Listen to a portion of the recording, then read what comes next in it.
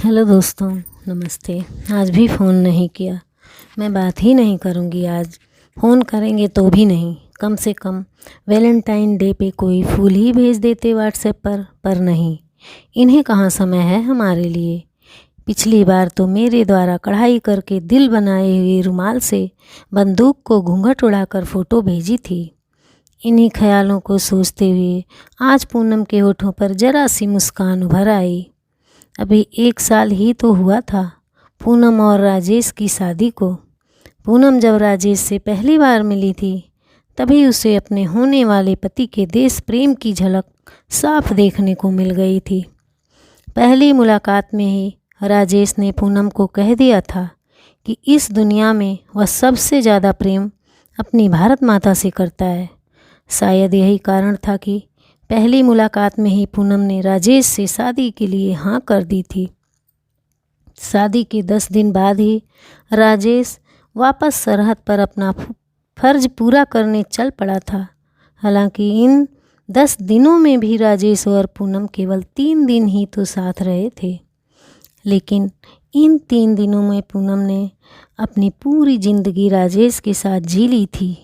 वापस आने का वादा करके राजेश चला तो गया, लेकिन पूनम रोज़ राजेश के फ़ोन के इंतज़ार में घंटों फ़ोन के पास बैठी रहती। आज भी वह सुबह से राजेश के फ़ोन का इंतज़ार कर रही थी। आतुरतावश वह अपनी सास को आवाज़ लगाकर पूछने वाली थी कि आपके बेटे का फ़ोन आया क्या।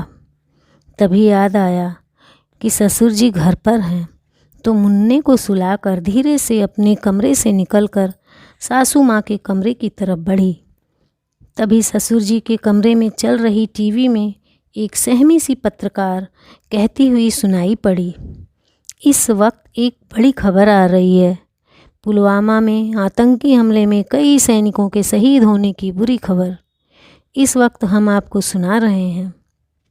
ये शब्द उसके कानों में पड़ने के बाद सब कुछ इस तरह सुन्न पड़ गया मानो उसके कानों में कोई ग्रेनेड फटा हो। परसों फ़ोन पर वह यही तो जाने की बात कह, नहीं यह नहीं हो सकता, उन्होंने कुछ और बोला होगा, लेकिन सुबह से उनका फ़ोन क्यों नहीं आया। यही सोचती हुई वह बाहर ही दीवार पकड़कर बैठ गई।